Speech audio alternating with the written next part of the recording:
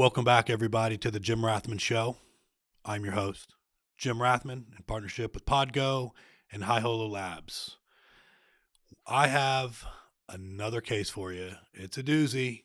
Just when I think things can't get any worse, it's one of those hold my beer moments, and lo and behold, we've got a new one. So I'm sure many of you have heard before about desecration of grave sites, people that have gone in, stole jewelry, done sexual acts to deceased bodies, those types of things I've heard of before. But you ever heard of somebody going in to a gravesite, actually removing the bones, the corpses, some decomposed, some not, and then collecting them at their house to sell them as one of those oddities dealers, which, if you don't know what oddities are, they sell very, very, very exotic things you're not going to find in your traditional stores. Yet, somehow or another, this guy, Jonathan Gerlach, was able to go ahead and do this. The first report of a burglary taking place at the Mount Moriah Cemetery in Yeadon, Pennsylvania, which is close proximity to Philadelphia. Jonathan Gerlach, 34 years old, resident of Ephrata, Pennsylvania. Well, he was arrested. He was arrested on January 6th, 2026. The first report of a burglary at the Mount Moriah Cemetery was on November 7th.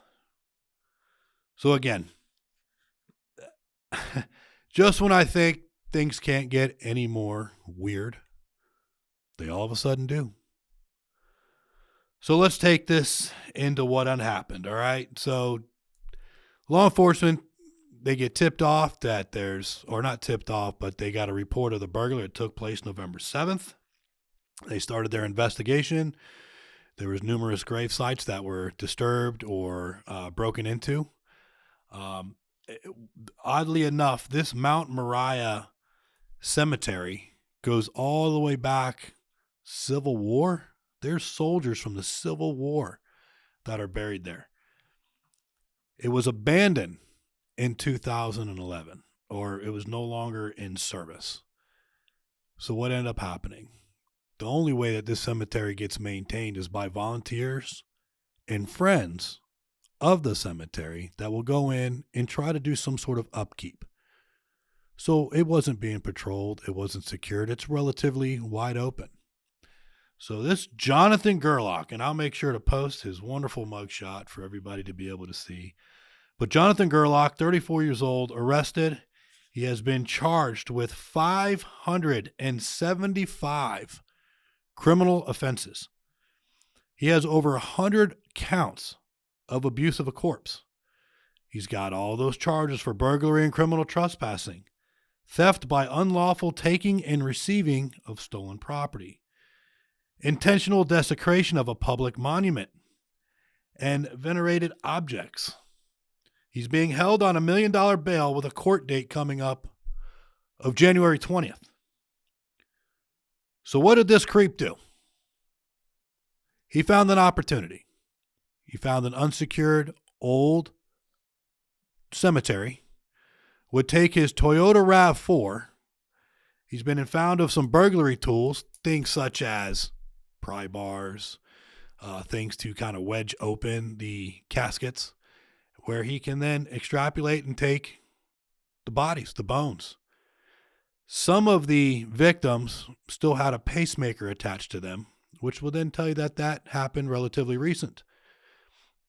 Also found in his home were infants that were deceased. So you have everything from corpses that are 200 years old all the way to present time. And he had all these in the basement of his home in Yeadon, Pennsylvania.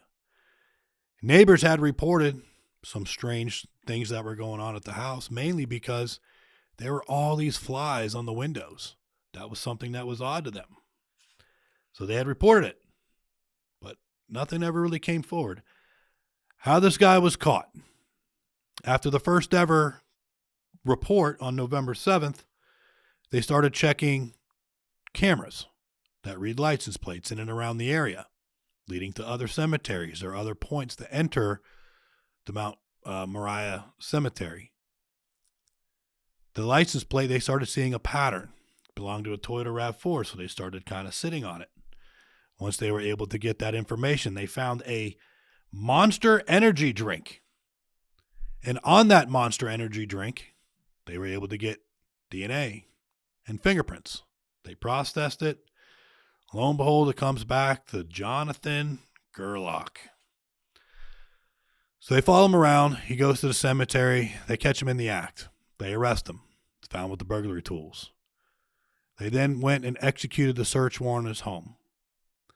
In the basement of his home, he had bodies that were staged. Some were hanging from the ceiling. They were hanging down as if they were being displayed. He had skulls that were cleaned up and nicely put on the mantle so he could take pictures of it. There's no telling what else he has done with these bodies and these human remains.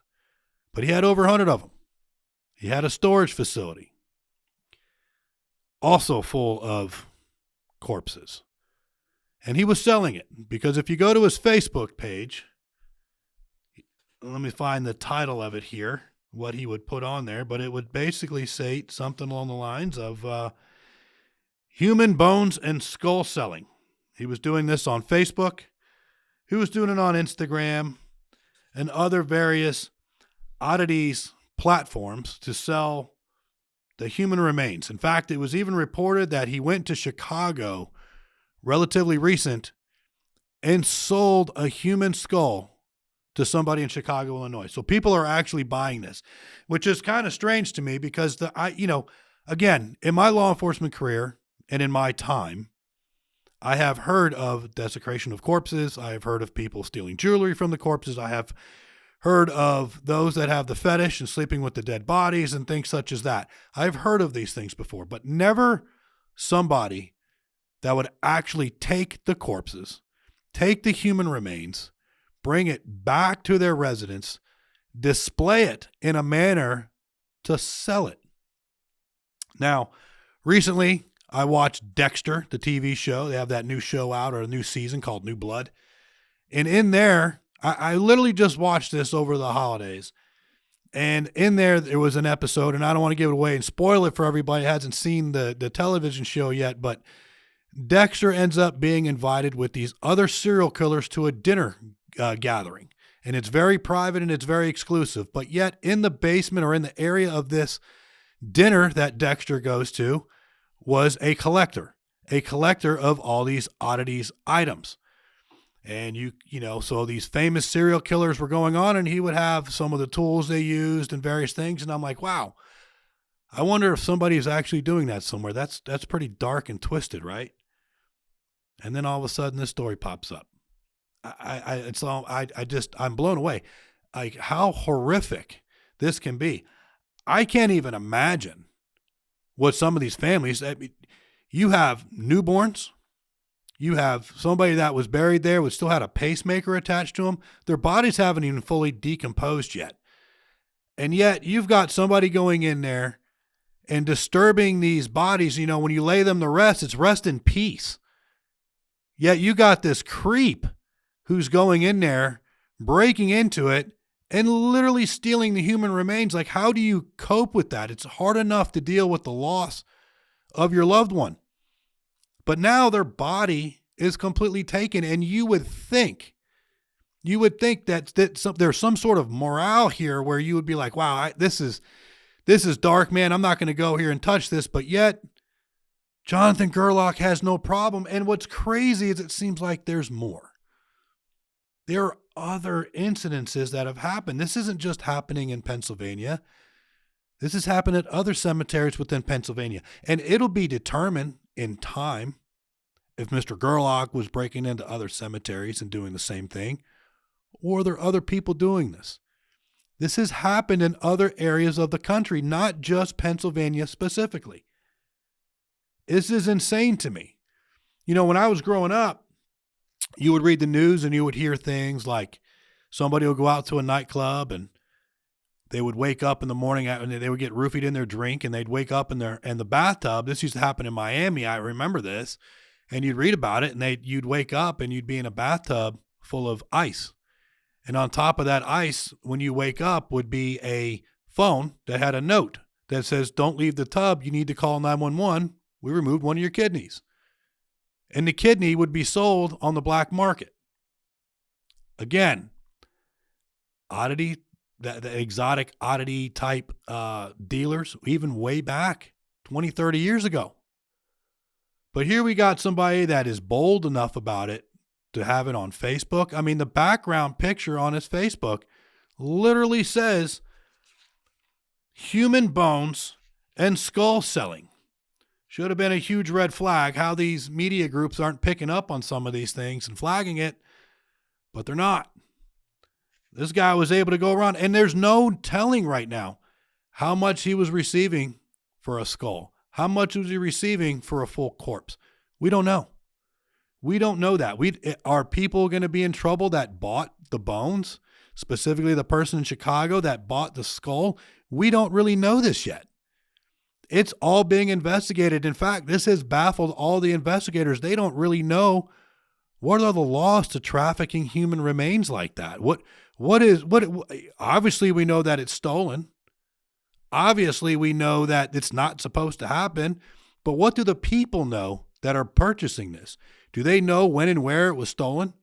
Are they even asking the questions of how did you manage to get a human skull? Is Mr. Gerlach lying to these people about what he's got? We don't know, but it's all being investigated. It's baffling.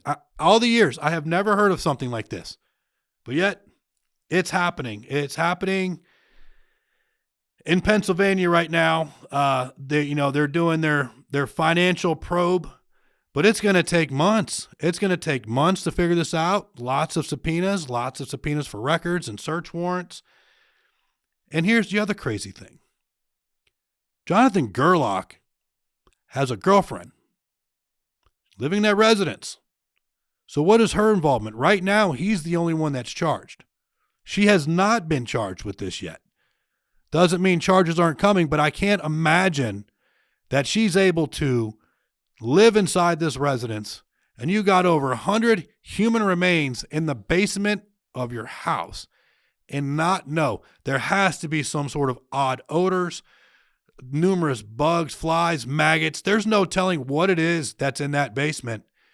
Yet you go down in the basement and there's body cam footages out that you can find online now that show this.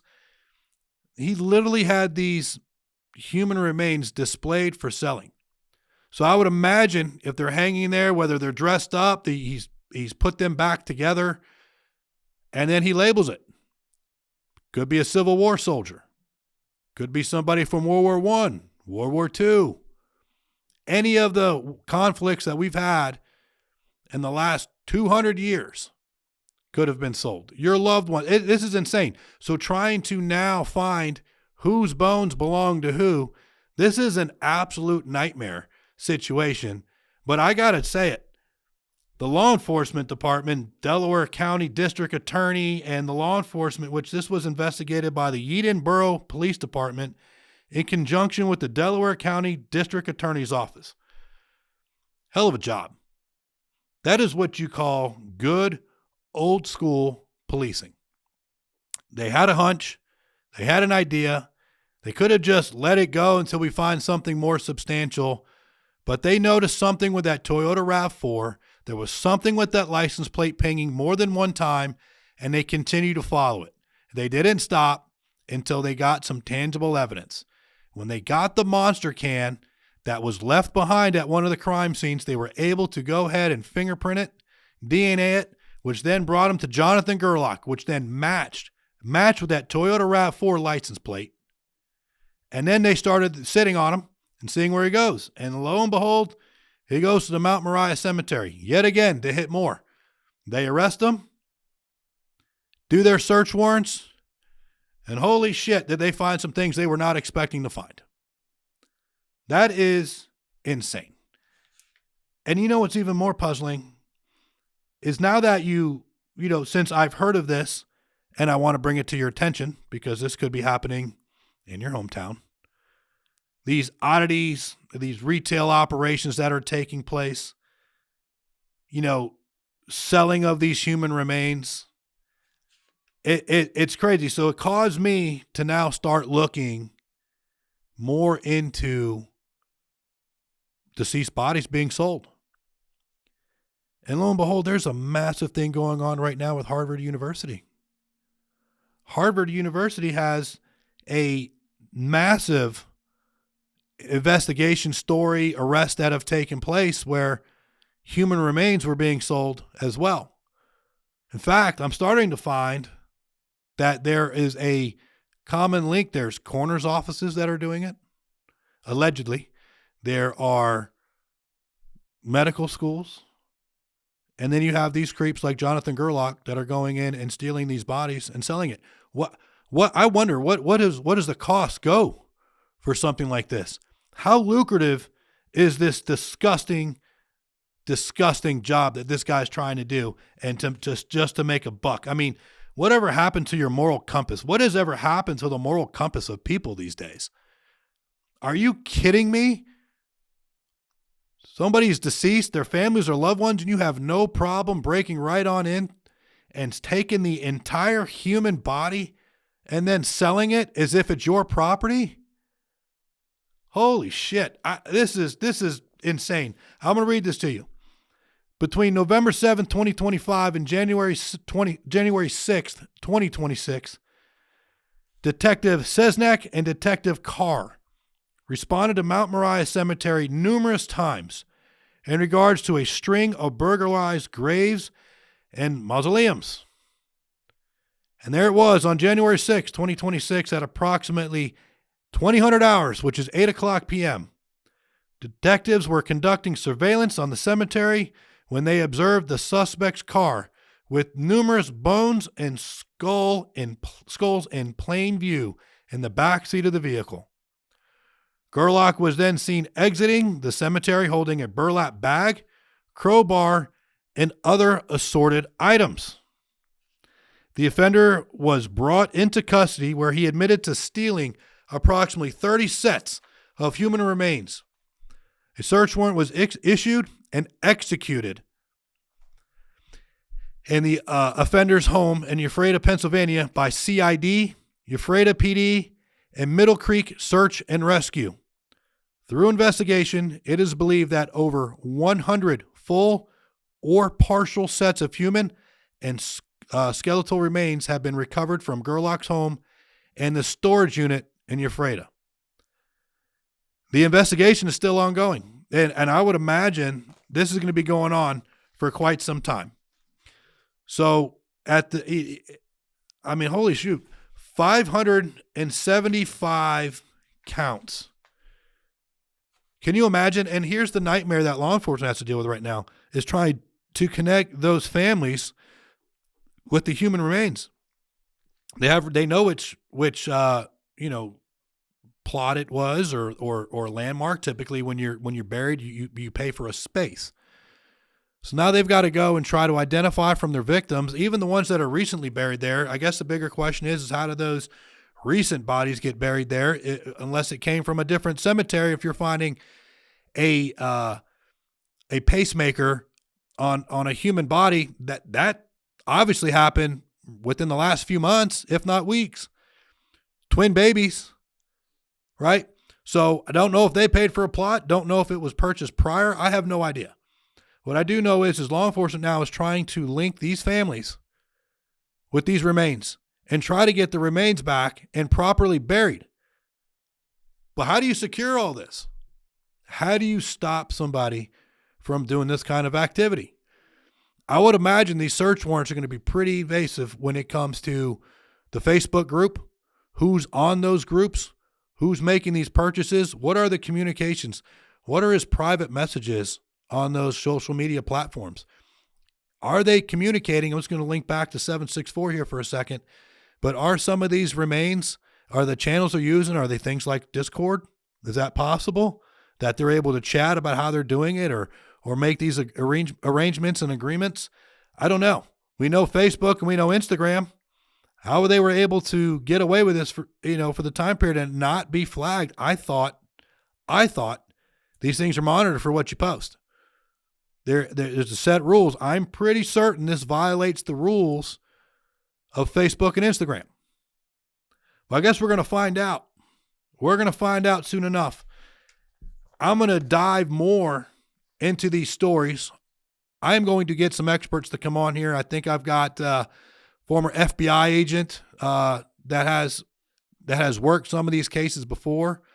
I'm going to see if I can get a victim to come on and talk about this, or some sort of investigator that can really paint a picture for what's going on here, what kind of problems this has caused, how do we go about securing it. My gosh, though, have you ever heard of something like this? This is, again, 20-something years, been around the game. I have never heard of this before. This is disgusting. I'm going to make sure Mr. Gerlach's face is posted, and anything that I have pertaining to this case, I'd like to have it posted. I'm going to see if I can get some of the body cam footage of the search warrants and what it was that they were seeing when they walked in. I mean, I would imagine this is for the investigators, for those that had to go on into that residence. It's literally a horror movie, the most twisted and disgusting horror movie brought to real life. Wow. Just wow. I mean, there's not many things that wow me these days. Yet, hold my beer moment. Here's one that just happened. So this Mount Moriah Cemetery, I'm sure they're trying to figure out ways to secure it from here. Again, voluntary maintenance. Most of the actual work to keep the cemetery from disappearing is done by Friends of Mount Moriah Cemetery, a dedicated group of volunteers. They've restored about 70% of the grounds since 2025, but there are multiple entry points. It's wide open. So obviously this was a target-rich environment, if you will, for Jonathan Gerlach, who decides to go in there and steal these human remains and sell it as if it's his property with no moral compass, no qualms about what it is that he's doing. I'm literally sick to my stomach reading this. I can't imagine. I have children. I have loved ones. I couldn't imagine if somebody went to a cemetery, dug up my loved one, and then tried selling their remains to some random person on the internet, wherever they are in the country, and feel that it's okay. I find it to be disturbing, incredibly disgusting. But I do want to say this as well, because there are people that listen. There are people that listen that reside outside of Philadelphia, Pennsylvania, or in these areas. And the investigation is still ongoing. I'm going to read this. The district attorney's office urges anyone with additional information to contact the lead investigator on the case, Detective Leah Sesnick.